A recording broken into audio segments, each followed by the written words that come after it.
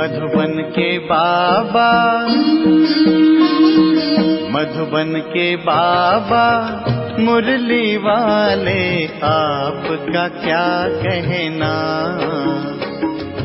आपका क्या कहना।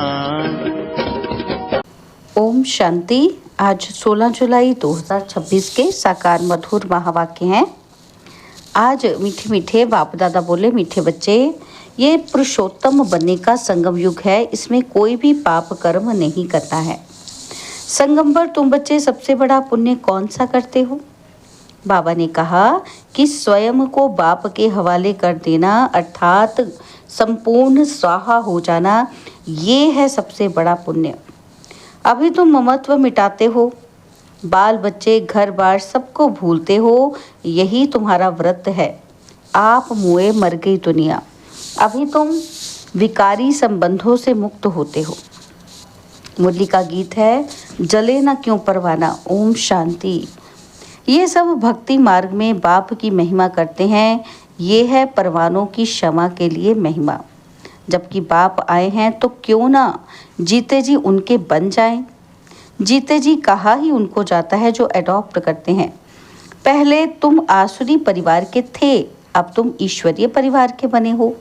जीते जी ईश्वर ने आकर तुमको एडॉप्ट किया है, जिसको फिर शरणागति कहा जाता है।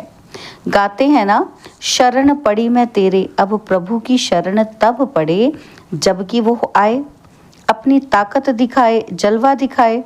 वही सर्वशक्तिवान है ना, बरोबर उनमें कशिश भी है ना, तो सब कुछ छुड़ा देते हैं। बरोबर जो बाप के बच्चे और बच्चियां बनते हैं, वह आसुरी संप्रदाय के संबंध से तंग हो जाते हैं। कहते हैं बाबा कब ये संबंध छूटेंगे? यहाँ ये पुराना संबंध भुलाना पड़ता है। आत्मा जब देह से अलग हो जाती है तो बंधन खलास हो जाते हैं। इस समय तुम जानते हो सबके लिए मौत है, और ये जो बंधन है ये सब हैं विकारी। अब बच्चे निर्विकारी संबंध चाहते हैं। निर्विकारी संबंध में थे, फिर विकारी संबंध में पड़े, और फिर हमारा निर्विकारी संबंध होगा। ये बातें और किसी की बुद्धि में नहीं होती। बच्चे जानते हैं हम आसुरी बंधन से मुक्त होने का पुरुषार्थ कर रहे हैं। एक बाप से योग रखा जाता है। उस तरफ है एक रावण और इस तरफ है एक राम। ये बातें दुनिया नहीं जानती। कहते भी हैं राम राज्य चाहिए, परंतु सारी दुनिया रावण राज्य में है, ये तो कोई समझते ही नहीं है। राम राज्य में तो पवित्रता, सुख, शांति थी, वह अब नहीं है, परंतु जो कहते हैं उसको महसूस नहीं करते हैं। गाया भी जाता है कि ये आत्माएं सब सीताएं हैं। एक सीता की बात नहीं, ना एक अर्जुन की, ना एक द्रौपदी की बात है। यह तो अनेकों की बात है। दृष्टांत एक का देते हैं। तुमको भी कहा जाता है कि तुम सब अर्जुन मिसल हो। तुम कहेंगे अर्जुन तो ये भागीरथ हो गया। बाप कहते हैं मैं साधारण बूढ़े तन का रथ लेता हूँ। उन्होंने फिर चित्रों में घोड़ा गाड़ी दिखाया है। इसको अज्ञान कहा जाता है। बच्चे समझते हैं कि ये शास्त्र आदि जो भी हैं सब भक्ति मार्ग के हैं। ये बातें कोई समझ ना सके जब तक 7 रोज समझने का कोर्स ना लें। भक्ति अलग है, ज्ञान, भक्ति और वैराग्य कहते हैं। वास्तव में सन्यासियों का वैराग्य कोई सच्चा नहीं है। वह तो जंगल में जाकर फिर आए शहरों में निवास कर बड़े बड़े मकान आदि बनाते हैं। सिर्फ कहते हैं कि हमने घर बार छोड़ा है। तुम्हारा है सारी पुरानी दुनिया से वैराग्य। यथार्थ बात यह है, और वो है हद की बात। इसलिए उनको हठ योग, हद का वैराग्य कहा जाता है। तुम बच्चे जानते हो ये पुरानी दुनिया अब खत्म होनी है, इसलिए ज़रूर इससे वैराग्य आना चाहिए। बुद्धि भी कहती है नया घर बनता है तो पुराने को तोड़ा जाता है। तुम जानते हो अभी तैयारी हो रही है। कलयुग के बाद फिर सतयुग जरूर आएगा। अभी ये है पुरुषोत्तम संगम युग। पुरुषोत्तम मास भी होता है। तुम्हारा है पुरुषोत्तम युग। पुरुषोत्तम मास में दान पुण्य आदि करते हैं। तुम इस पुरुषोत्तम युग में सर्वस्व स्वाहा कर लेते हो। जानते हो ये सारी दुनिया ही स्वाहा होनी है, तो सारी दुनिया का सर्वस्व स्वाहा होने के पहले हम अपने को क्यों ना स्वाहा करें। इसका तुमको कितना न पुण्य मिलेगा, वह है हद का पुरुषोत्तम मास। ये तो बेहद की बात है। पुरुषोत्तम मास में बहुत कथाएं सुनते हैं, व्रत नियम रखते हैं। तुम्हारा तो बड़ा भारी व्रत है। तुम्हारे भल बाल बच्चे घर बार आदि सब हैं, परंतु दिल से ममत्व मिट गया है। आप मुए मर गई दुनिया। तुम जानते हो ये सब खत्म हो जाएंगे। हम बाप के बने हैं पुरुषोत्तम बनने के लिए। सब पुरुषों में अर्थात मनुष्यों में उत्तम पुरुष यह लक्ष्मी नारायण सामने खड़े हैं। इनसे उत्तम कोई भी मनुष्य हो नहीं सकता। लक्ष्मी नारायण विश्व के मालिक थे। तुम आए हो ऐसे पुरुषोत्तम बनने। सभी मनुष्य मात्र सद्गति को पाते हैं। मनुष्यों की आत्मा पुरुषोत्तम बन जाती है, तो फिर उनके रहने का स्थान भी ऐसा उत्तम होना चाहिए। जैसे प्रेसिडेंट सबसे ऊंच पद पर हैं, तो उनको रहने के लिए राष्ट्रपति भवन मिला है। कितना बड़ा महल बगीचा आदि है। ये हुई यहाँ की बात।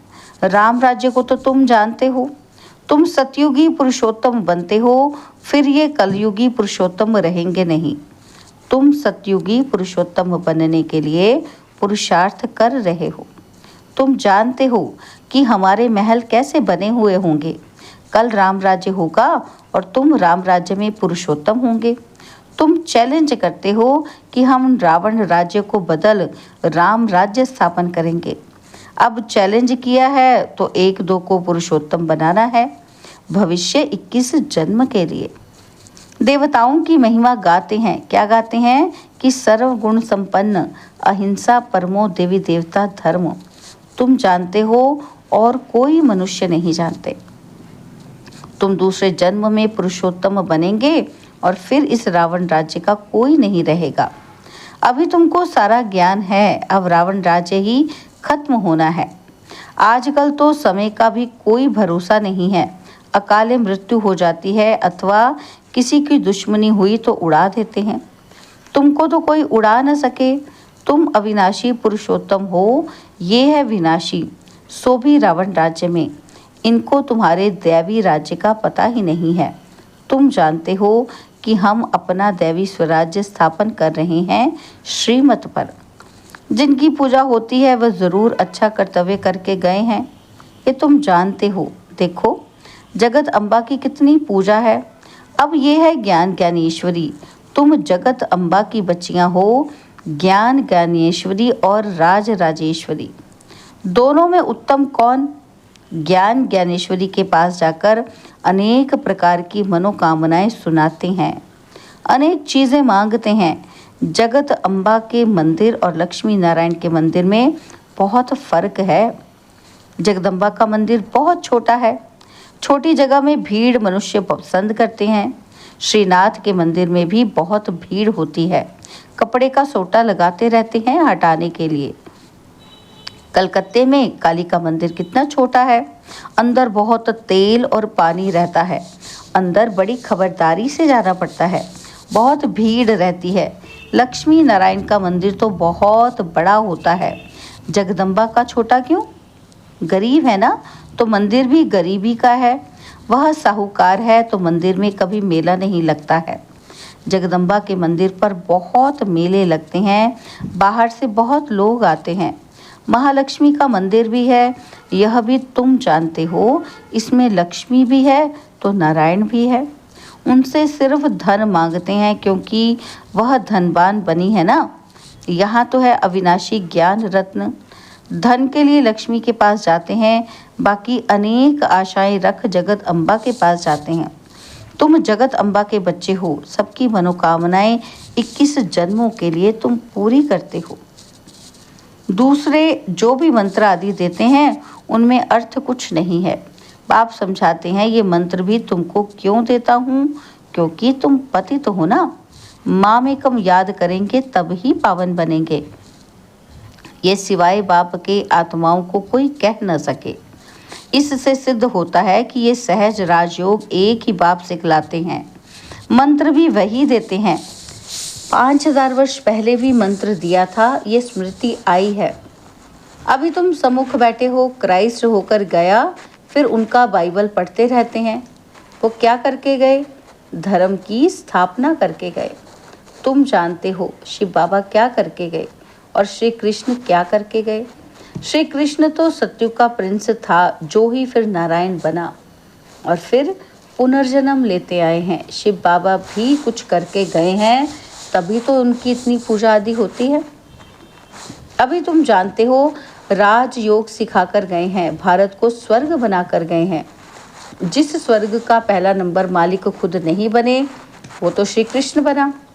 जरूर श्री कृष्ण की आत्मा को पढ़ाया। तुम समझ गए हो। श्री कृष्ण की वंशावली तुम बैठे हो। राजा रानी को माता पिता अन्नदाता कहते हैं। राजस्थान में भी राजा को अन्नदाता कहा जाता है। राजाओं की कितनी मान्यता होती है। आगे सब शिकायतें राजा के पास आती थी, दरबार लगती थी। कोई भूल करते थे तो बहुत पछताते थे। आजकल तो जेल बर्ड्स बहुत हैं, घड़ी घड़ी जेल में जाते हैं। अभी तुम बच्चों को गर्भ जेल में नहीं जाना है, तुमको तो गर्भ महल में आना है। इसलिए बाप को याद करो तो विकर्म विनाश होंगे, फिर कभी गर्भ जेल में नहीं जाएंगे। वहाँ पाप होता नहीं है, सब गर्भ महल में रहते हैं। सिर्फ कम पुरुषार्थ के कारण कम पद पाते हैं। ऊंच पद वालों को सुख भी बहुत रहता है। यहाँ तो सिर्फ 5 वर्ष के लिए गवर्नर प्रेसिडेंट मुकर्रर करते हैं। तुम समझा सकते हो कि भारत ही दैवी राजस्थान बना। अभी तो ना राजस्थान है और ना राजा रानी है। आगे को भी गवर्नमेंट को पैसा देते थे तो महाराजा महारानी का टाइटल मिल जाता था। यहाँ तुम्हारी तो है पढ़ाई। राजा रानी कब पढ़ाई से नहीं बनते हैं। तुम्हारी एम ऑब्जेक्ट है, इस पढ़ाई से तुम विश्व का महाराजा महारानी बनते हो। राजा रानी भी नहीं, राजा रानी का टाइटल त्रेता से शुरू होता है। तुम अभी ज्ञान ज्ञानेश्वरी बनते हो, फिर राज राजेश्वरी बनेंगे। कौन बनाएंगे? ईश्वर। कैसे?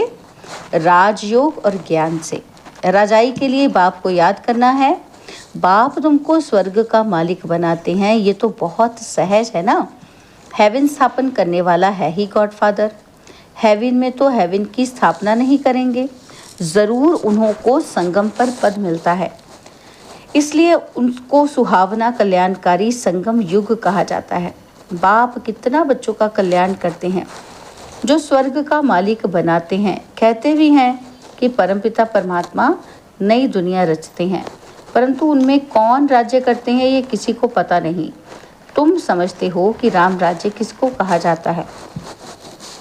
उन्होंने तो राम राज्य को लाखों वर्ष दे दिए हैं, कलयुग को 40,000 वर्ष दे दिए हैं। बाप कहते हैं मैं आता ही संगम पर हूँ, आकर ब्रह्मा द्वारा विष्णुपुरी की स्थापना करता हूँ। सत्यनारायण की कथा भी यही है। सतयुग में तुम लक्ष्मी नारायण सर्वगुण संपन्न बनते हो और फिर कला कम होती जाती है। नया झाड़ तब कहा जाता है जबकि स्थापना होती है। नया मकान बनता है तो नया कहेंगे। तुम भी सतयुग में आएंगे तो नई राजधानी होगी, फिर कला कम होती जाती है। स्थापना यहाँ होती है। ये वंडरफुल बातें कोई की भी बुद्धि में नहीं है। तो बाप ने समझाया है कि सभी आत्माओं के लिए ये युग है पुरुषोत्तम बनने का। जीवन मुक्ति को पुरुषोत्तम कहा जाता है, जीवन बंध को पुरुषोत्तम नहीं कहेंगे। इस समय सब जीवन बंध में हैं। बाप आकर सबको जीवन मुक्त बनाते हैं। तुम आधा कल्प जीवन मुक्त होंगे, फिर जीवन बंध। ये तुम समझते हो। तुम्हारा व्रत नियम क्या है? बाबा ने आकर व्रत रखवाया है, खान पान की बात नहीं है। सब कुछ करो, सिर्फ एक तो बाप को याद करो और पवित्र बनो। पुरुषोत्तम मास में बहुत करके पवित्र भी रहते होंगे। वास्तव में इस पुरुषोत्तम युग का मान है तो तुमको कितनी खुशी, कितना नशा होना चाहिए। अब तुमसे कोई पाप कर्म नहीं होना चाहिए, क्योंकि तुम पुरुषोत्तम बन रहे हो। अच्छा, मीठे मीठे सिकिलदे बच्चों प्रति माता पिता बाप दादा का याद, प्यार और गुड मॉर्निंग। रूहानी बाप की रूहानी बच्चों को नमस्ते। हम रूहानी बच्चों की रूहानी बाप दादाजी को दिलवा जान सिकवा प्रेम से नमस्ते। ओम शांति। प्यारे बाबा, मीठे बाबा, मेरे बाबा, शुक्रिया बाबा, शुक्रिया बाबा, शुक्रिया। धारणा के लिए मुख्य सार है। पहला पॉइंट है, इस पुरुषोत्तम युग में जीवन मुक्त बनने के लिए पुण्य कर्म करने हैं, पवित्र जरूर रहना है, घर बार आदि सब होते दिल से ममत्व मिटा देना है। सेकंड पॉइंट है, श्रीमत पर अपने तन मन धन से दैवी राज्य स्थापन करना है, पुरुषोत्तम बनाने की सेवा करनी है। बाबा ने आज हमें वरदान दिया, सहयोग द्वारा स्वयं को सहज योगी बनाने वाले निरंतर योगी भव।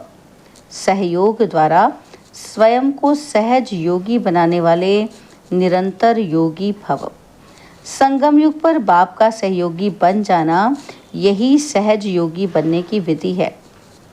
जिनका हर संकल्प, शब्द और कर्म बाप की व अपने राज्य की स्थापना के कर्तव्य में सहयोगी रहने का है, उसको ज्ञानी योगी तो आत्मा निरंतर सच्चा सेवाधारी कहा जाता है। मन से नहीं तो तन से नहीं तो धन से, और धन से भी नहीं तो जिसमें सहयोगी बन सकते हो उसमें सहयोगी बनो। तो ये भी योग है। जब हो ही बाप के तो बाप और आप तीसरा ना कोई हो, इससे निरंतर योगी बन जाएंगे। स्लोगन है, संगम पर सहन करना अर्थात मरना ही स्वर्ग का राज्य लेना है। संगम पर सहन करना अर्थात मरना ही स्वर्ग का राज्य लेना है।